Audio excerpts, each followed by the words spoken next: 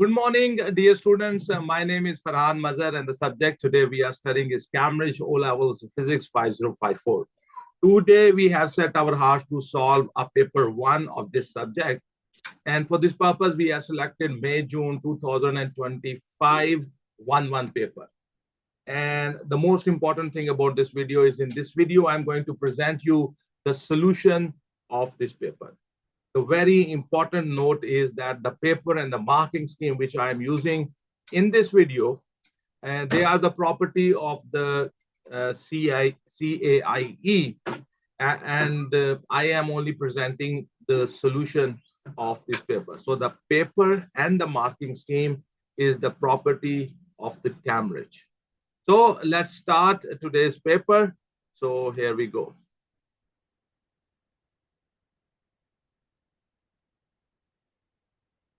So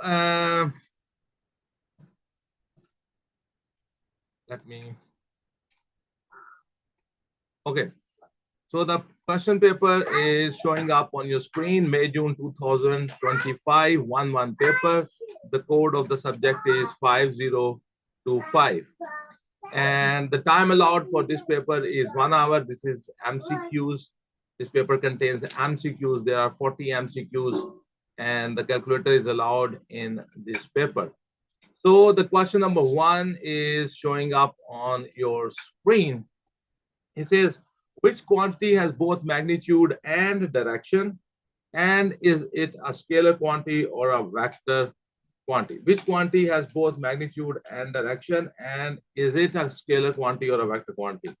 Okay, mass is a scalar quantity. Mass is not a vector quantity. Weight is a vector. Scalar quantity, that's wrong. Weight is a vector quantity. Yes, the weight has magnitude and direction, and it is a vector quantity. So we think that the I think D is the answer, sir.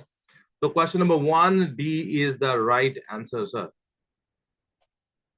So on your screen, we have question number 2. The speed time graph shows part of the journey of a bicycle for a time of 10 seconds. So on your screen, we have a speed time graph. On the y-axis, the speed is represented. On the x-axis, the time is represented. Their question is, what is the distance that the bicycle travels in the 10 seconds? So the distance traveled, if you have a speed time graph, is very easy.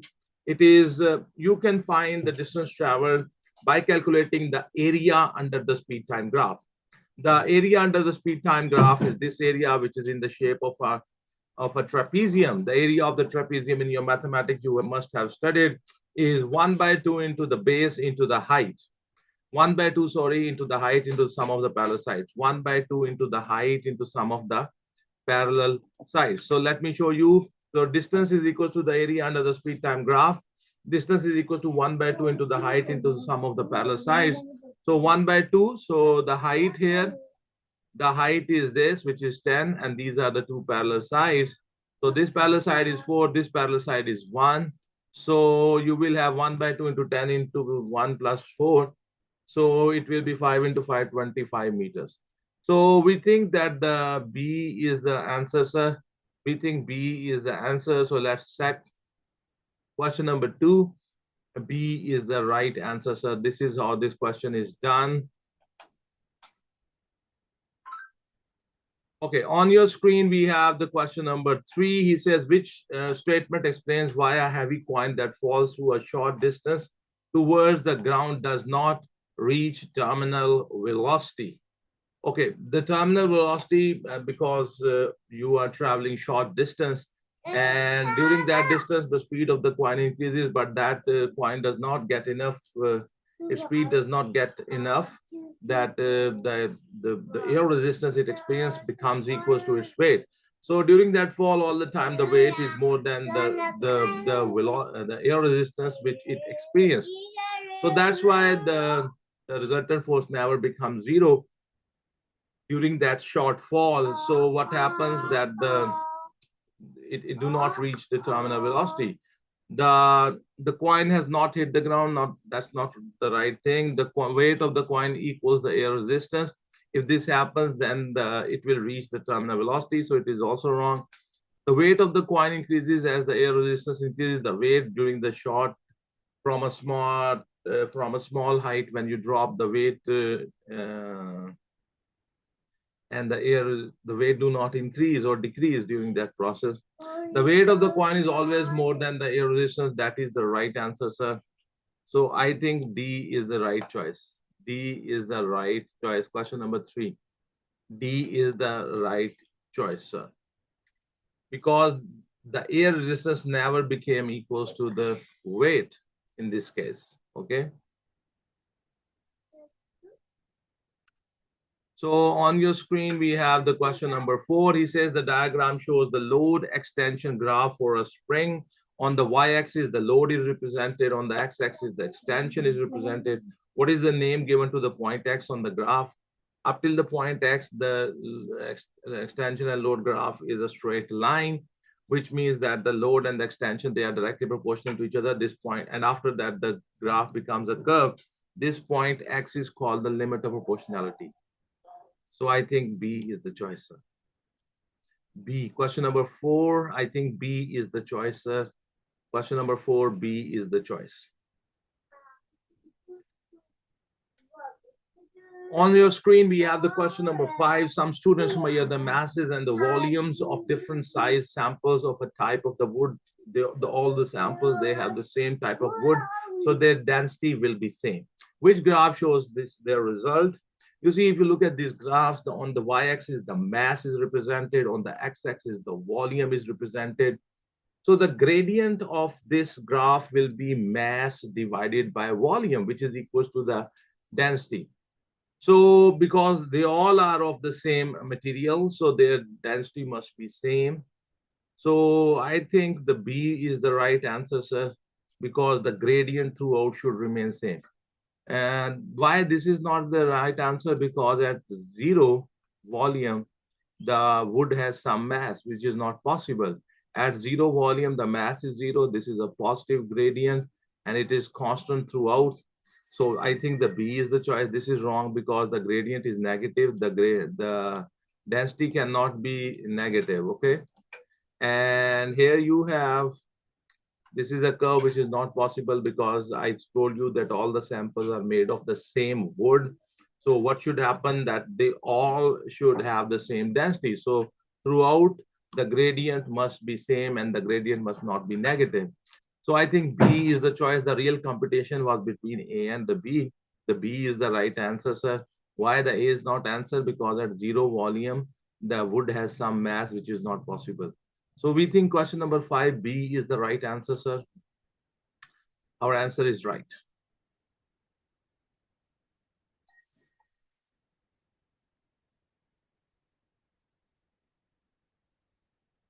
Okay, so on your screen, we have the question number 5.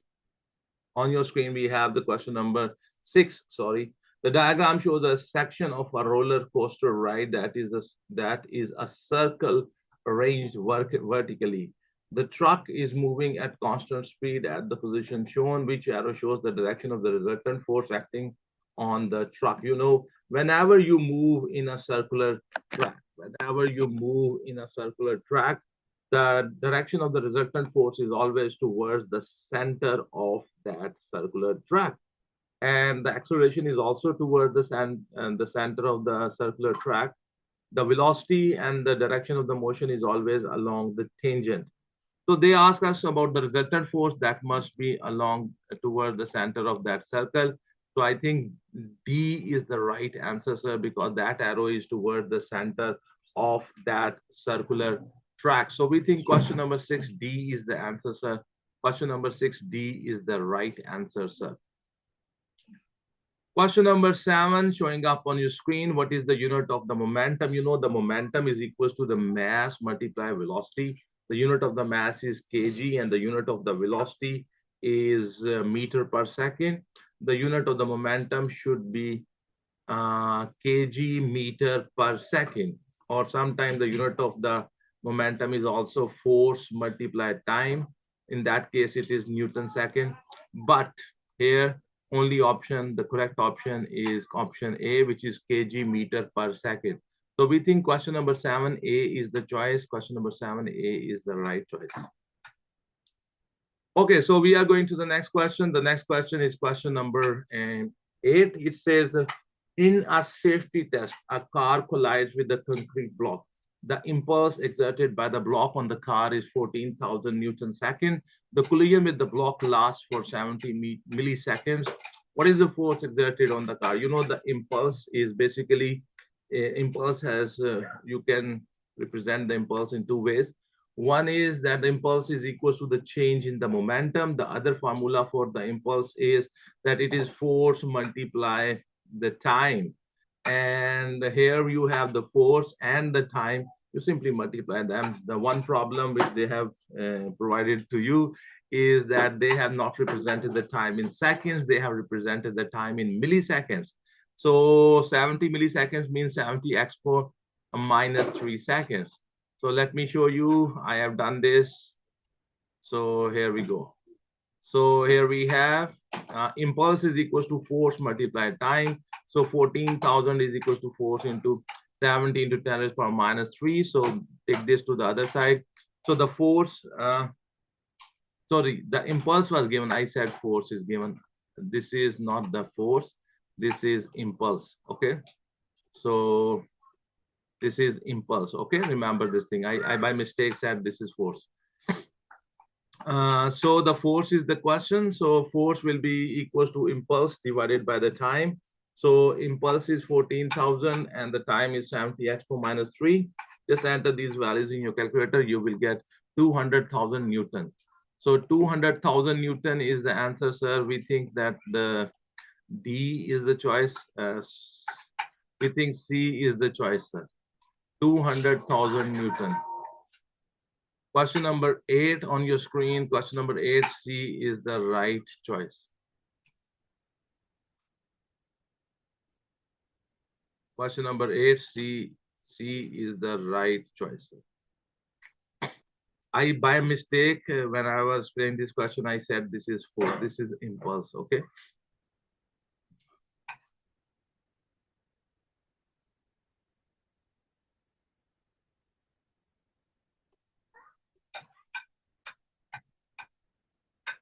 Okay.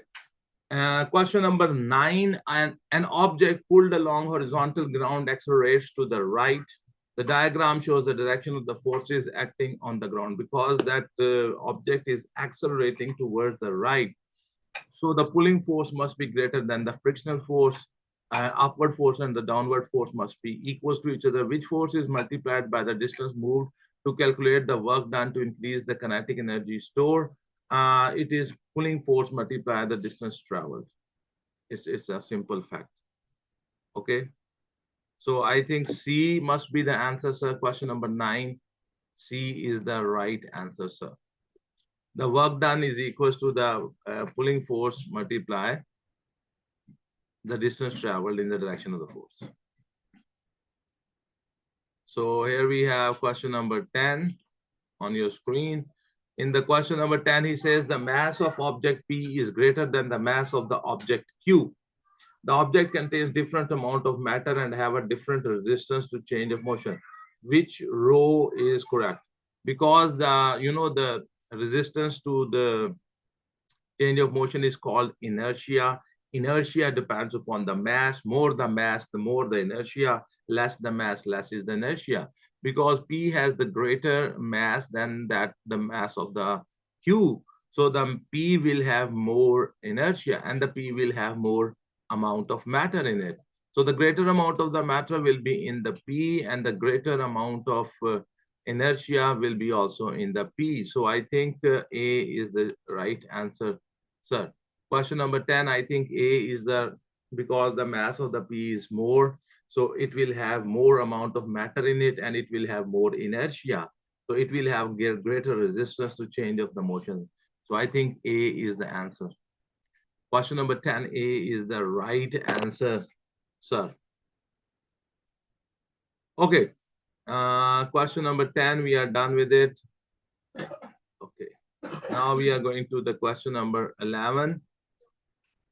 He says that A builder leaves two identical heavy stone tiles resting on soft earth. One is vertical and the other is horizontal. Because both the tiles are identical, so they will have the same mass, they will have the same weight. So the force acting on the ground, whether you put it vertically or you put it horizontally, in both the cases, the weight is the same. The force acting on that contact area will be the same. After a few hours, the vertical tile has started to sink into the soft earth. The horizontal one has not started to sink.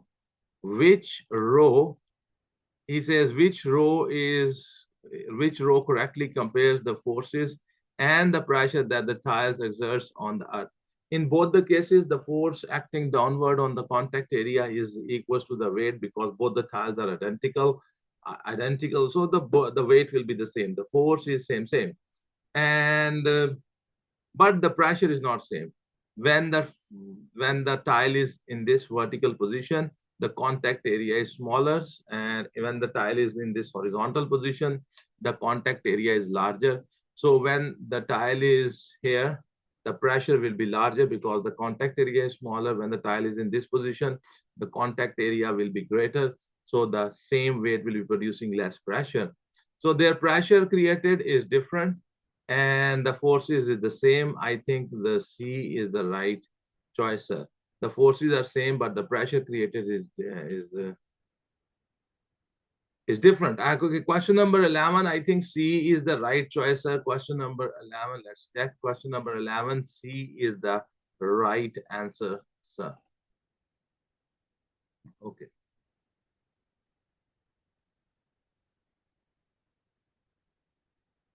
So on your screen, we have the question number 12, and he says, four beakers contain the same liquid. So all these beakers have the same liquid. So means in all of them, the liquid has the same density. At which point is the pressure greatest? You know, the pressure of the liquid is rho GH, where rho is the density. So density is same in all of them. G is obviously same because they are on the same place. And the only third factor, which is the depth of the liquid above the point of observation. Listen these words carefully. H is the depth of the liquid above the point of observation.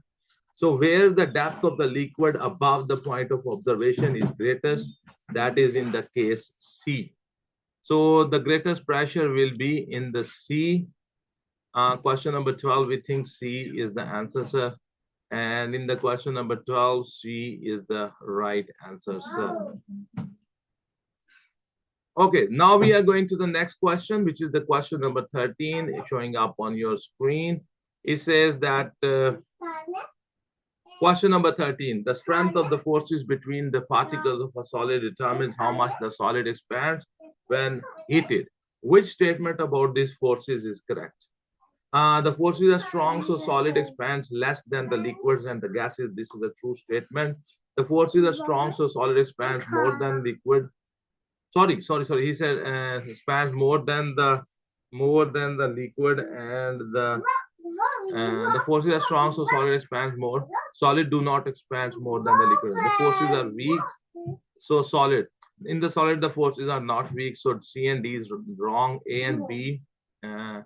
A is the right option, sir, because the forces in the solid are strong, and that is why the solid expands less as compared to the expansion in the liquid and the gases. So question number 13, we think that the A is the right answer, sir. Question number 13, A is the right answer, sir.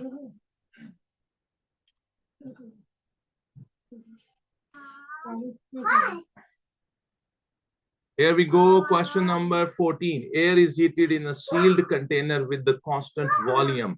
Why does the air pressure increase when the temperature increases? The air is heated in a sealed container with the constant volume. This word is important. He's using this word constant volume, okay? So the volume is constant. You know, when the volume is constant, the pressure is in the case of a gas, the pressure is directly proportional to the temperature. If you will increase the temperature, the pressure will increase. If you decrease the temperature, the pressure will decrease if that volume of the gas is constant. Why does the air pressure increase when the temperature increases? Because when you increase the temperature, what happens? The molecules kinetic energy increases, they start moving faster.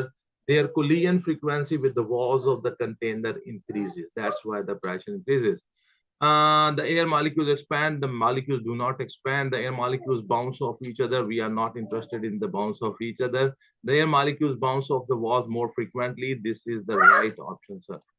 And he says the number of air molecules, this is the number of molecules do not increase by increasing the temperature. So question number 14, we think C is the right choice, sir. That's right.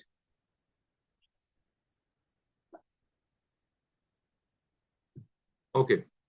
So we are on the question number 15. A student determines the specific heat capacity of a metal by carrying out an experiment.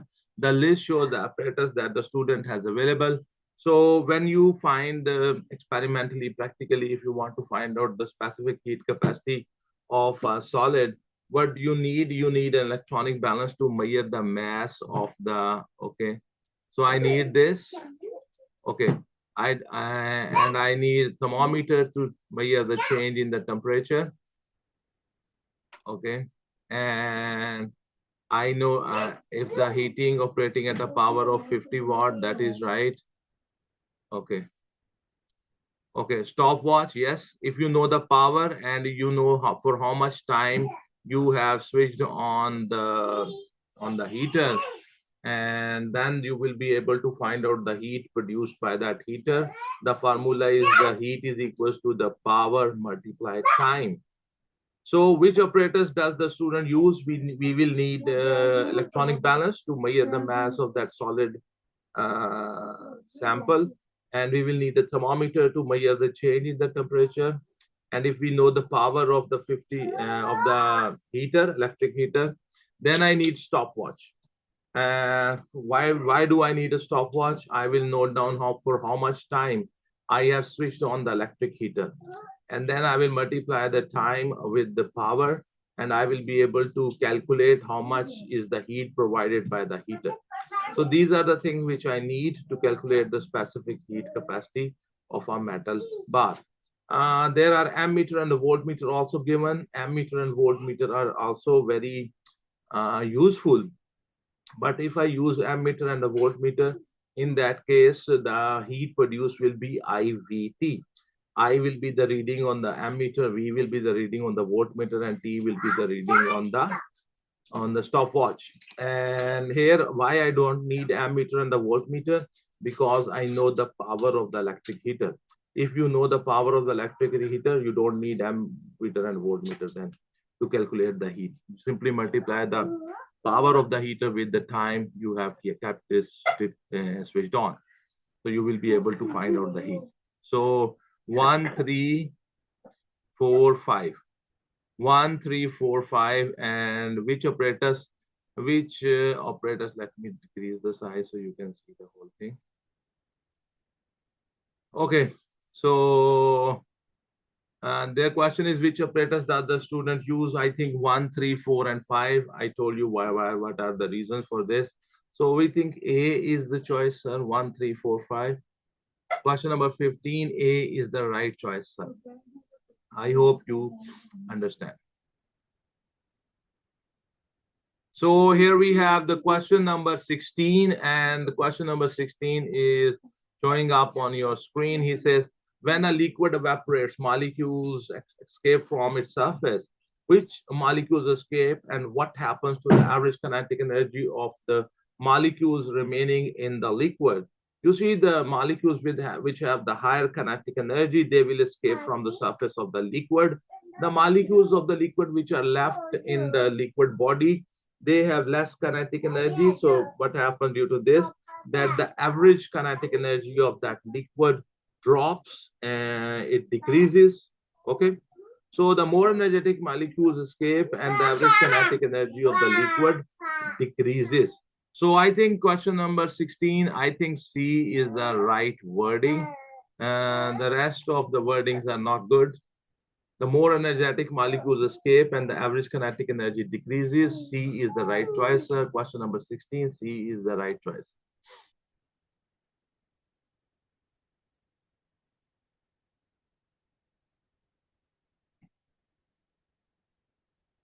A sample of water in a beaker is at a temperature of T. The surface area of the water is A. An electric fan blows air across the top of the beaker at a speed V. For which values of the T, A, and V does the water evaporate the most rapidly? If you want to increase the rate of evaporation, the temperature should be higher, and the surface area should be largest, and the speed of the fan, the speed of the wind which is blowing over the surface, that should also be the largest. So the temperature should be the largest, area should be largest, and the speed should be largest. So I think C is the best conditions given for the most rapidly evaporation. C, question number 17, C is the right option, sir. Question number 17C is the right option. I hope you have understood. Okay, sir. So now we are on the question number 18. Thermal energy passes quickly from hot region of a metal to cold region of the metal. Why are the metals good conductors of the thermal energy? The metals are very good conductor of the thermal energy as compared to the other non-metal solids. The reason is that the metals have free electrons, and the free electrons do not remain attached to one nucleus. What they can do, they are allowed to move around the sample of the metal. They can flow from one end of the metal to the other end of the metal. Electrons in the metal vibrate about fixed points. No. Electrons move quickly from ions in hot region to the ions in the cold region. B is the right wording, sir. Protons in the matter are close together and move quickly. Protons do not move here. Small ions of the metal move quickly. The ions of the metal cannot move quickly because the ions are basically its atoms. And so atoms do not move. They remain in their fixed position. So the best answer, the best wording here is the B. Electrons move quickly from ions in hot region to the ions in the cold region. So question number 18, I think B is the right option. Sir, question number 18, B is the right answer, sir. Okay, so question number 19 is showing up on your screen. Question number 19. Question number 19. Okay, he says the diagram shows light striking a plane mirror and reflecting. Which angle is the angle of incidence? You know, the angle of incidence is at the point of incidence, the angle between the incident ray and the normal. The angle between the incident ray, this is the incident ray and this is the normal. So the angle between them is the angle of incidence. So this is the right answer, sir. So question number 19 is the B option is the right option, sir. So B is the right option. So we have question number, here we have the question number, it's a bit of question. It's a bit difficult one. Okay. A shoe shop puts a mirror on the wall so that the customer can look at their shoes. The length of the mirror is 50 centimeter. A customer's eye eyes have 150 centimeter above the ground level. The bottom of the mirror is at a height h above the ground. What is the smallest value of the h that allows the customer to see an image of his shoes in the mirror? Okay, so let me show you. I have done this. Okay, so rotate it.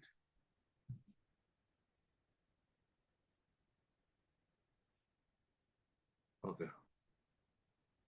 So try to understand this thing. Okay, the eyes are at a height of one. They are at a level of 150 centimeter. Okay.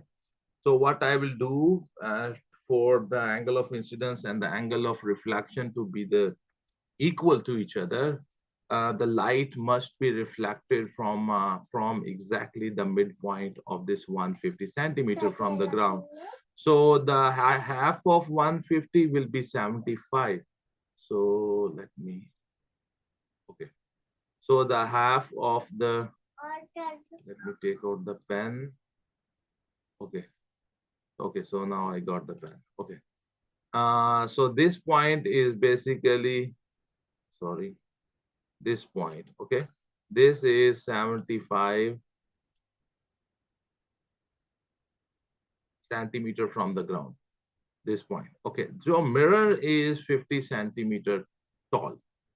So if the light will reflect from this height, it will go into the this person's eyes, okay? So he will be able to see his shoes. Now, my question, what you will do, if you will bring the mirrors, top of the mirror here, let me change the color. So suppose this is the mirror. So mirror is 50 centimeter tall. So even if the top of the mirror, this top point of the mirror is at this height, so the light will come, reflect from here, and it will go into the eyes. Because you know the mirror is how much? That is 50 centimeter. The mirror is 50 centimeter high. So what is the depth of the height of the bottom of the mirror from the ground right now? If this is 75, this is 50, so this will be 25. Okay? So the height of the mirror will be the 25. What is the smallest value of the age that allows the customer to see an image of his shoes in the mirror? I think B is the right option, sir. Question number 20. Question number 20, B is the right option, sir. This is how we have done this. It's a bit of a question. I hope you understand. It's a little difficult to imagine and comprehend. Okay, a little bit difficult, not that difficult.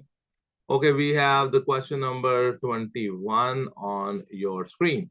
He says, which description of a dull black surface is correct? Correct. Okay, so the dull black surface is a very good absorber of the infrared radiation.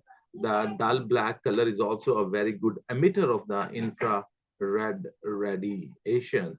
Okay, so is it good emitter, good absorber, and good reflector of the radiation? No, the dull black color is not a good reflector of the radiation. Okay, so good emitter, poor absorber, no. A good emitter, good absorber, and poor reflector of the radiation. C has the correct wording. It is a very good emitter, it is a very good absorber, but a poor reflector of the radiation. So question number 21, C is the choice, sir. Question number 21, C is the right answer, sir. Question number 21, right answer is C part. Okay, so now we are going to the next question, and that is question number on your screen. We have the question number 22. The ray of light from a ray box passes through the three lenses placed as position 1, 2, and 3. Which type of lens is used to each position? So here you see the light has changed its path, and here the light has changed its path. Here again the light has changed its path. So some kind of lens is here, some kind of lens is here, some kind of lens is here. So we have to decide that what type of lens is here, what type of lens is here, what type of the lens is here. So now I think you can see the whole question. Okay, let me show you. I have done this, and here we go. Okay, so here we go. So to understand that what type of the lens is there, so we have to do this. You see, I have prolonged the original tracks, original paths of the light. So here you see, if you pay attention here can you see the original paths are these blue colors, and the black ones are the real paths. Now you see, can you understand this? Here the lens has converged the light. Here the lenses has converged the light. And if you look at here, again the lens has converged the light, and what you will do here, if you look at these blue color light rays, the lens here has diverged the light.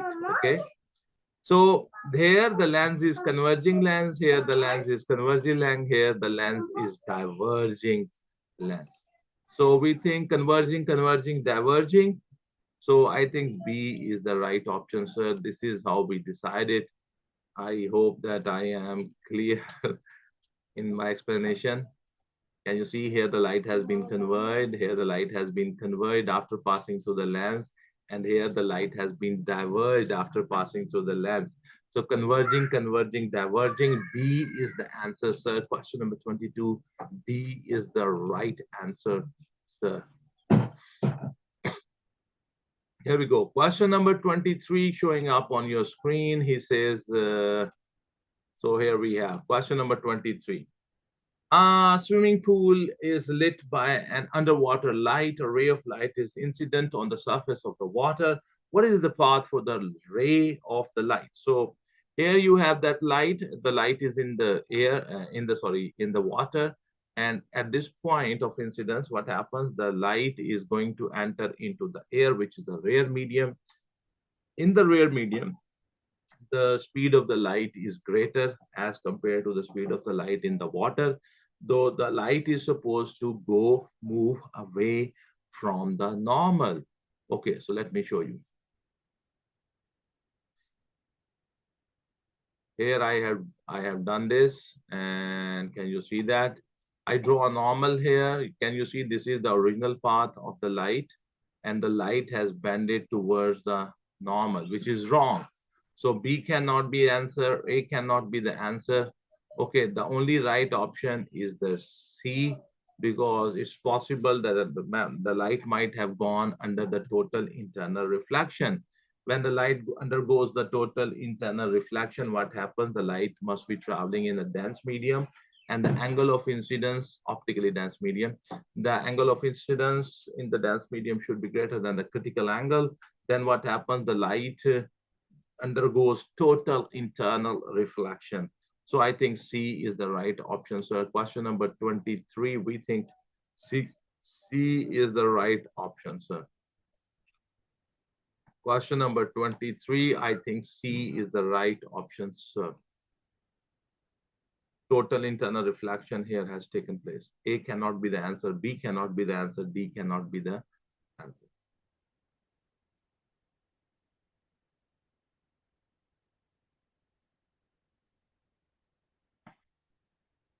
So here we have question number 24. When a converging lens is used as a magnifying glass, what is the nature of the image? You see, when you place an object between the focal length and the optical center of the lens, the convex lens, the converging lens forms a virtual, upright, erect, and magnified image. We say that the convex lens is being used as a magnifying glass. So the image formed is virtual, and it is upright, and it is magnified. So I think D is the right option, sir. Question number 24, D is the right option, sir. So on your screen, the question number 25 is showing up. A sound wave consists of compressions and rarefactions. Which type of wave is sound, and how does the pressure in a rarefaction compares with the pressure in a compression type of wave? The sound is a longitudinal wave, and the pressure in rarefaction is always less than the pressure in a compression. So I think A is the right option, sir. Question number 25, the sound is a longitudinal wave, and the pressure in the rarefaction is less. So question number 25, A is the right option, sir.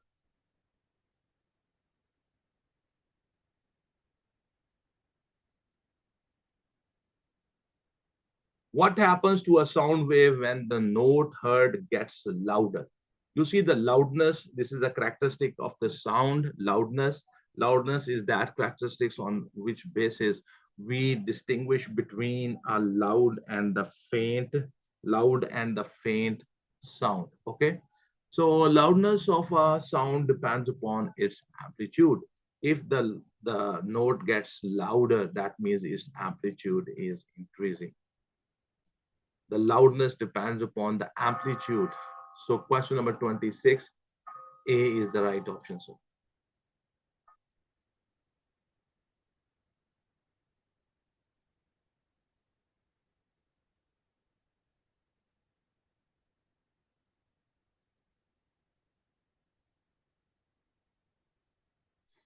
Okay, question number 27 is showing up on your screen. Before we go to this question, I want to remind you that today we are working on the Cambridge O-Levels Physics 5054. This paper is paper 1.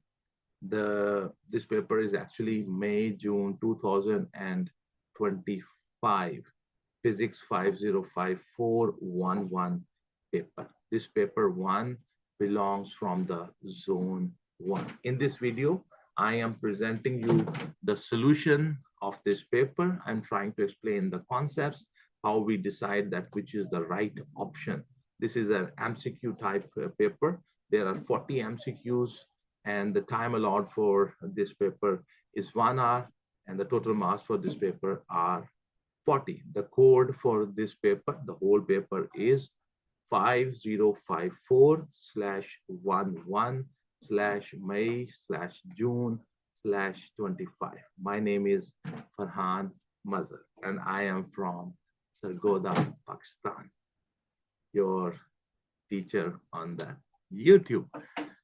A pulse of ultrasound from a sensor is reflected back to the sensor by a crack in a piece of metal and the bottom surface of the metal. So you are sending ultrasound. So from this crack, the ultrasounds are coming back, and from this bottom, the ultrasounds are coming back. The reflection from the crack is received back at the sensor 1 expo minus 5 seconds after the pulse is sent out. The reflection from the bottom surface is received back at the sensor 1.5 expo minus 5 seconds after the pulse is sent out. The speed of ultrasound in the metal is 5,200 meters per second. What is the distance between X? What is the distance X between the crack and the bottom surface of the metal? So I will find out what is the depth of this crack. I will find out what is the depth of this bottom. And then from the depth of the bottom, I will subtract the depth of this crack, and that will be equals to the X. Okay, so you simply multiply the speed with this time in which the pulse went and came back, and then divide it with the 2, that will be the depth of the crack. Multiply the speed, which is 5,200 meters per second, with this time, 1.5 expo minus 5, and then divide it with the 2, you will get the depth of this bottom. From the depth of the bottom, subtract the depth of the crack. That will be equals to the X. Let me show you. I have done this. So question number, depth of the X will be equals to speed multiplied time divided by 2. Why we divided by 2? Because the time they have given us, in that the ultrasound went from the sensor to the point and to the crack, and from crack it came back. So for the depth, I only want one way. So 5,200 multiply 1 expo minus 5 divided by 2, and that will be 0.026 meter. Depth of the bottom will be 5,200 multiply 1.5 expo minus 5 divided by 2, and that will be the depth of the bottom, and that will be 0.039 meter. And then the difference between both the depths will be equals to the X, and that is 0.039 minus 0.026, and that is 0.013 meter. So the depth, the X value is equal to 0.013 meter. So I think A is the choice. So our guess is question number 27, A is the option. Question number 27, A is the right option. So this is how this is done. Okay, so on your screen now we have the question number 28. The question number 28 is showing up on your screen. A battery, a 12-volt battery is connected to a resistor of resistance 100 ohm. how much charge passes through the resistor in 30 minutes. Okay. So I want to find out the charge. I know the voltage. I know the resistance. From there, I can calculate the current coming from the battery. You know, V is equals to IR. I will be equals to V divided by R. Once I know the current, then you know the current is equal to the charge divided by time. So the charge will be the current multiplied time. But the time must be taken in seconds. So let me show you. I have done this. So here we go.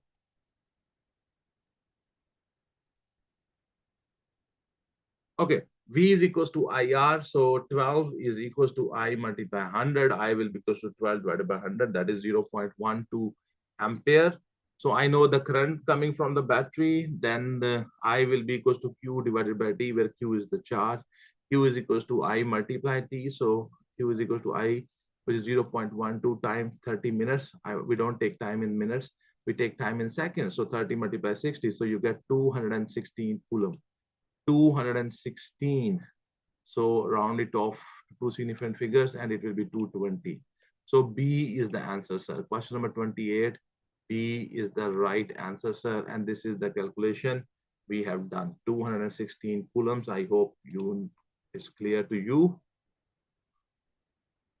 So question number 29 is coming up on your screen. A circuit consists of resistor connected between the positive terminal and the negative terminal of a power supply. Which row describes the direction of conventional current and the direction of flow of the free electrons in the resistor? The direction of the conventional current is always from the positive terminal of the battery to the negative terminal of the battery. And the direction of the flow of the free electrons is always from the negative terminal towards the positive terminal of the battery. So direction of the conventional current, it should be from positive to negative, and the direction of the flow of the free electrons should be from negative to positive. So I think C looks the right answer, sir. Question number 29. Question number 29. Question number 29 looks the C is the right option, sir. I hope you understand and you know what I am talking about. Okay, here we go. So here we have the graph shows how the resistance of a thermistor varies with the temperature. So on the y-axis, here we have resistance, and on the x-axis, we have the temperature. So he says that thermistor is at a temperature of 110 and is connected in series with the fixed resistor of the resistors 20 ohm. What is the combined resistance of the both components? Okay, so it's not difficult. Okay, so the temperature is 10. From 10 go to this and check what is the resistance. The resistance will be 80 ohm. 80 and 200, 80 and 20 ohm, they are connected in series with each other. So when you connect the resistors in series, the total resistance will be R equivalent equals to R1 plus R2. So it will be 80 plus 20 and that will be 100. And I think the option is D. So let me show you. I have also done this on a paper. So question number 30, R1 plus R2, 80 plus 100. So question number 30, D is the option, sir. D is the right option, sir. This is how this is done. We found the resistance of the thermistor from this graph at 10 degrees centigrade. The resistance of the thermistor is 80. So this is how this question is done. This is question number 30 coming up on your screen, sir. Okay, the question number we have 31. Okay.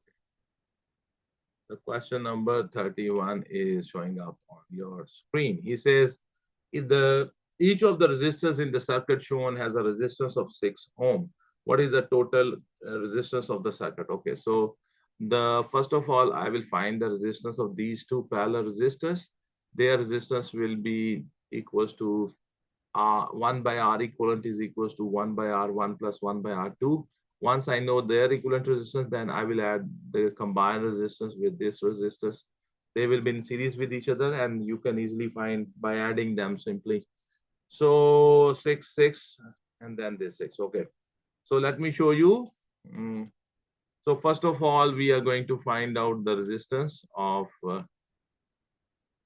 okay, sir.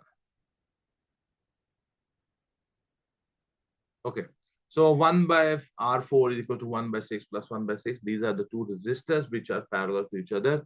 So 1 by R4 will be equal to 2 by 6. So R4 will be equal to 6 by 2. R4 will be equal to 3 ohm. So then 3 and the 6, they will be in series with each other. So 6 plus 3 equals to 9 ohm. So the combined resistance of the whole circuit will be 9 ohm. So we think C is the right option, sir. Question number 31, C is the right option, sir. This is how this is the calculation which is involved. Question number 31, C is the right option, sir.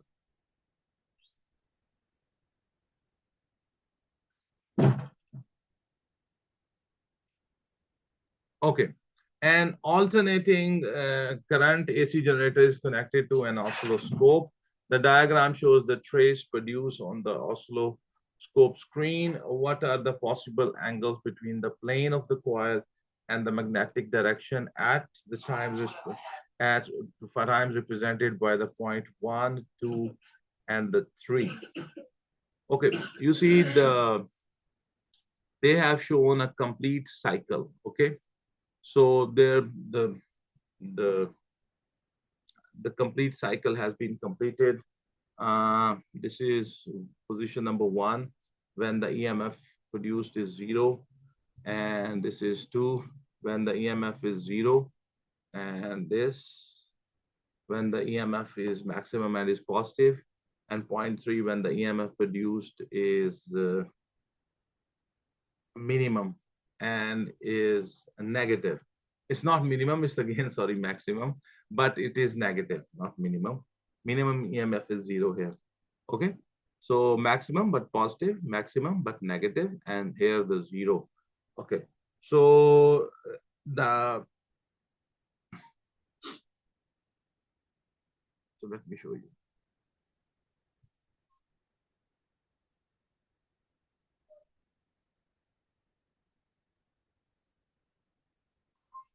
Let me change the okay.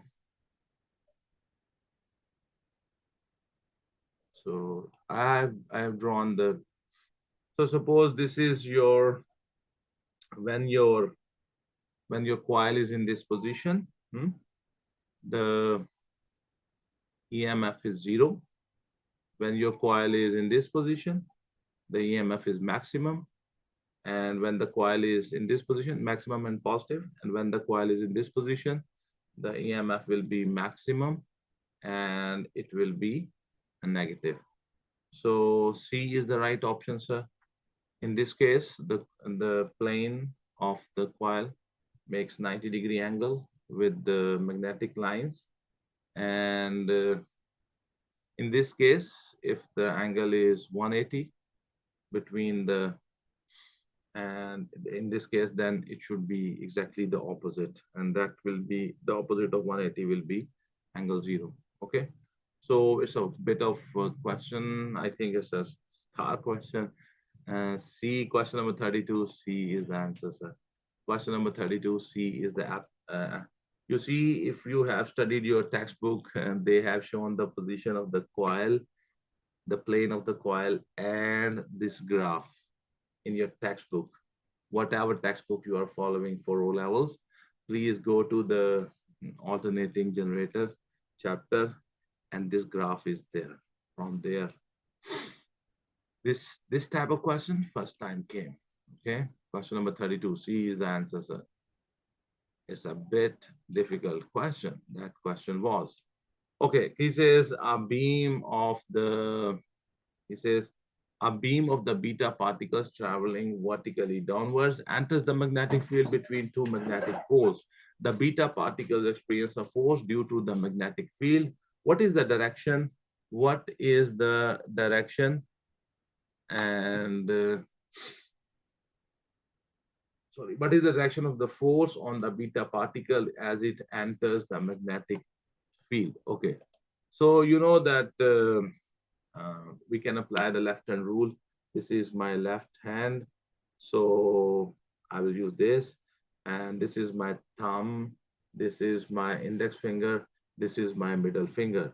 So your thumb, it shows the direction of the force. This index finger that represents the FMC, magnetic field, and this middle finger represents the, you know, the the direction of the conventional current. So beta particles are the beam of the beta particles. You know, the beta particles are negative. Okay. So, but this law is for the positive. So beta particles coming down, and but I will represent the direction of the current FMC. Magnetic field is going from the north to south. The beta particles coming down. My thumb is pointing outwards, but this is for the positive charge particles. The beta particles are not positive. So if my thumb is pointing out of the screen, it is actually going into the screen, because this law is for conventional current. This law is for positive charges.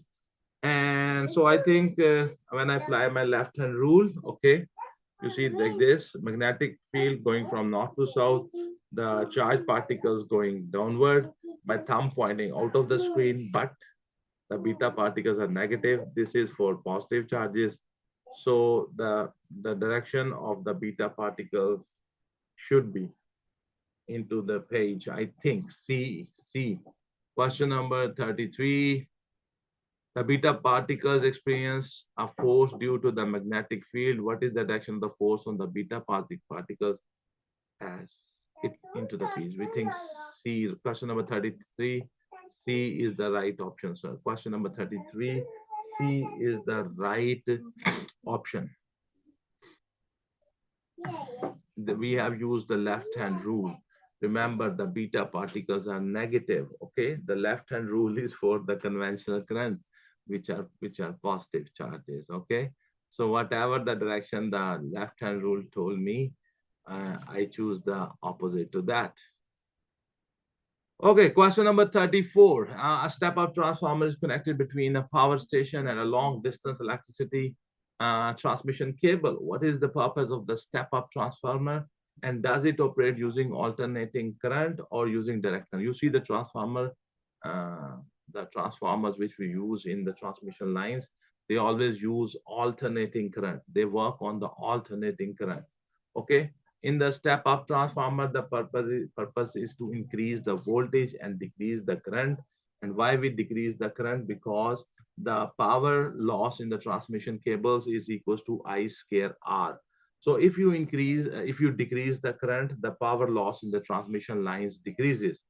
So the current it decreases the current and it works on the alternating current. So B looks the right answer, to decrease the current in the cable, and the alternating current is used. So question number 34, B is the right option, sir. Question number 34, B is the right option, sir. Okay, so then we have the question number 35 coming up on your screen. He says that the diagram shows the nucleus of an atom. Here the key is given, the gray color represents the proton and the white color represents the neutrons. Which diagram shows the isotopes of the same element? You know, the isotopes are those atoms which have the same proton number, and their nucleon number can be different. So we are interested on those diagrams which have the same protons, same gray balls. Okay, so okay, 1 and the 4, they have the 3 protons in them, so they are isotopes of each other. Okay, 1 and 4, so B is the choice. You have studied about the isotopes in physics, you have studied about the isotopes in your chemistry. Question number 35, B is the option, sir. Question number 35, B is the right option, sir. This is May, June 2025, 505411 paper. We are working on the solution of this paper. And another code, that code is not here. Okay, so then we go to the next question, the question number 36 coming up on your screen. He says, a radioactive nucleus X decays to another radioactive nucleus. After a number of decays, a stable nucleus Q is produced. The proton number, atomic number of the X is equal to that of the Q. So the proton number has not changed. The nucleon number, mass number of the X is 4 more than that of the Q. So the parent has the parent has nucleon number, which is 4 times more, okay, than that of the Q. Which radiations are emitted to produce the Q? Okay, so let me show you one very important thing. It's a question. So we have not shown here. Where is that question? I have not taken its diagram. Oh. Okay, so very simple. Yeah, we can do this here. I have actually solved this, and here for uh, the mass number or the nucleon number to decrease by 4. So 2 alpha particles has been given out. So you see when the 2 alpha particles will be 2, and here you will have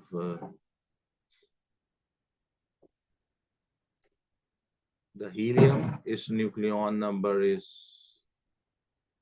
4. Okay. If an alpha particle is given out, so the nucleon number will decrease by 4. Okay. But when an alpha particle is given out, the proton number also decreases by 2. So then it should also give 2 beta particles. Okay. You see, if it will give 2 beta particles out, so when the 2 beta particles will be given out, the nucleon number will not change, but the proton number, when the beta particle is given out, the proton number increases by 1. And if 2 beta particles are given out, the proton number will increase by 2. So that proton number will again become same in the Q and the P, the parent and the daughter nucleus. So what I'm saying is that the P gave out an alpha particle. Its proton number decreased by 2, its mass number decreased by 4. Then it gave out 2 beta particles. So when the beta particles will be given out, the proton number will increase by 2 and the mass number will remain the same. So at the end, what will happen? The P, the parent one, its proton number and the daughter, its proton number will be the same. And the nucleon number or the mass number of the Q will be 4 less. The parent will have a mass number, nucleon number, which is 4 more than the daughter nucleus. So 1 alpha particle and 2 beta particles. So I think this is the D choice. Question number 36, D is the right option, sir. You see, this question is a little, its difficulty level is little higher. You have to think very clearly. Okay, so here we have, okay. So here you have the question number. This is the question number 37. The graph shows the results of an experiment to measure the count rate for a radioactive isotope. What is the half-life of the isotope? Okay. At the start of the experiment, the sample has count rate per minute 1000. After 1 half-life, they will decrease to 500. So go to the 500, check what is the time, 60. So in the 60 minutes, the count rate has become half. So that means the 60 is the half-life. So the given options, we have 60 seconds or 60 minutes. So A is the option, sir. Question number 37, A is the right option, sir. So I hope you understand. Okay.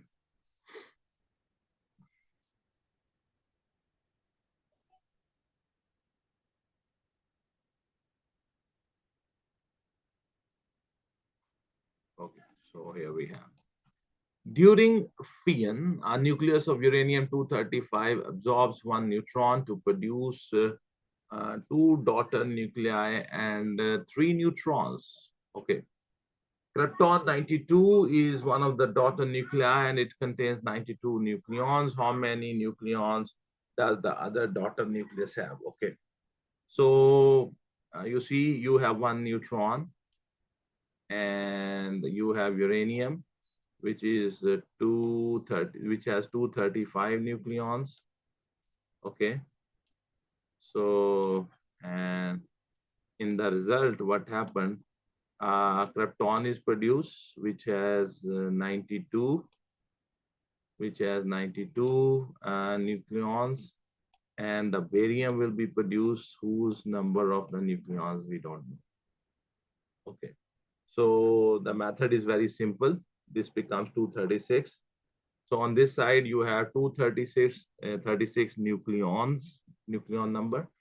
And on the daughter side, one of them has 92 nucleon number. And what is this new? So from 236, this is 235. Okay, 235. So from 236, subtract 92. So you will get the answer.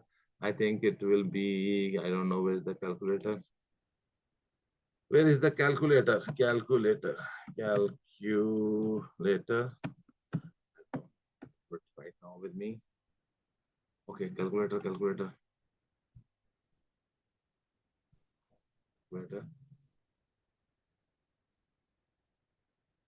Okay, so 236 minus 92 equals to 144.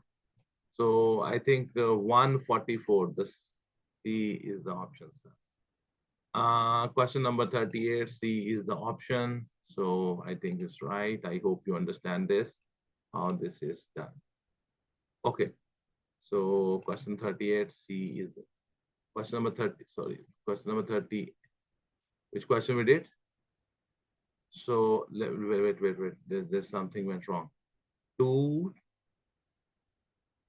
This is 92. Oh, there are three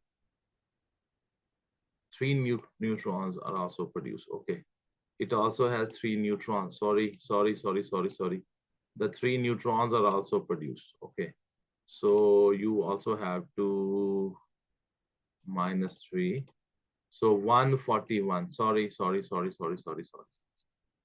You see, this is not the answer, sir. A mistake was going to happen. You see, important. 1 neutron was bombarded on uranium. Okay, so 1 plus 235. These are their nucleon numbers. Krypton is produced, whose nucleon number is 92. Barium is produced. I don't know what is its nucleon number. Plus 3 neutrons are also produced. I missed this. Okay, plus 3. So from 236, subtract 92, then subtract 3. So my answer will be 141. So 141B is the right option. So sorry, I was going to make a mistake. So question number 38, B is the right answer, sir. Question number 38, B is the right answer. So let me show you again, because I think you might neutron, uranium, krypton, barium, and 3 neutrons.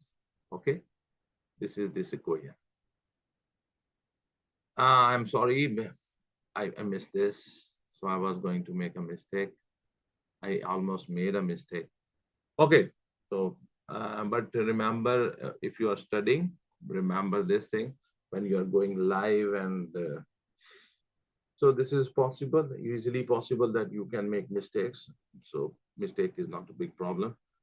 Actually, we go after the mistake, we correct it, and we learn from the mistake. This is important. Question number 39. The orbital speed of a planet around the sun is v and its orbital period is t. Jupiter is further from the sun than the earth. Which planet has the greater value of v and which planet has the greater value of the t? Okay, so because the planet which is near the sun, you know, that is my, how we write it, my very educated mother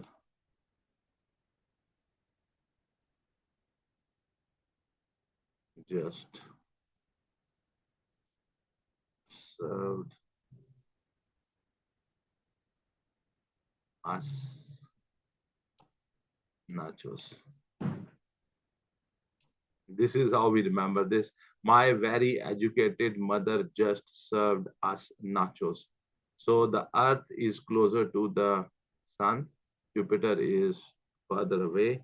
The planet which is near the sun, its speed, its orbital speed is greater. And the planet which is near the sun, its orbital speed is greater. And the planet which is further from the sun, its orbital period is greater. So the orbital speed will be greater of the Earth and the orbital period of the Jupiter will be greater. I think 39B is the answer, sir. Question number 39B is the answer, sir, which is the right answer. I hope you understand this concept that the planet which is near the sun will have greater speed and the planet which is further from the sun and that will have, you know, its orbital period will be greater. So question number 40 coming up on your screen. He says, what is the Earth's position in order of planets from the sun? Closest to, so this is the, my very educated mother just served us nachos. This is the Mercury, Venus, Earth, Mars, Jupiter, Saturn, Uranus. Okay. So the Earth is the third planet from the sun. Third closest planet to the sun. So I think C is the choice, sir. Question number 40, C is the choice, sir. Question number 40, C is the right choice, sir. So my dear students, we are done with this paper. So you see, in this paper, I have tried my best to present you the solution of this paper. I've tried to explain you the concepts that how we get to the right option. You see, on the question number 38, I forgot to count those 3 neutrons.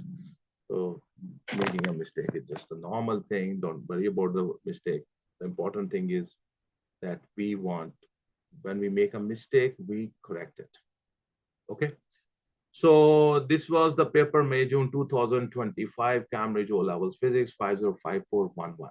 This is one of the latest papers. I hope that from this video you will learn. And if you think that this video is helpful, and if you think that this video can be helpful to your class fellows, to your senior students, to your junior students, please share the link of this video with them. Also like this video, also subscribe my channel. When you like it, when you subscribe it, when you comment on it, when you share the link of this video on your WhatsApp, in your Instagram, on your TikTok, on your Facebook, you see this provides support to my work. And that is very, very important for me. So please also remember to share it with your teachers as well. The main aim of these videos is to provide the help for those students who do not have tutors, who do not have access to face-to-face teachers. So by sitting at their home, they can watch these videos and they can prepare their O-Levels, Cambridge O-Levels physics paper. So I think it's a great blessing for me that I can make these videos, which can be helpful so for so many students around the globe, across the borders. It's a blessing for me. Thank you very much, sir. And the most important thing I want to tell you that the credit of the paper and the marking scheme used in this paper, they are the property of the Cambridge. I have only downloaded those papers, and in this video I have provided the solution of those paper. But the important thing everyone should know is that the paper and the marking scheme, they both are the property of the Cambridge. So thank you very much, everyone. Have a good day, and God bless you all.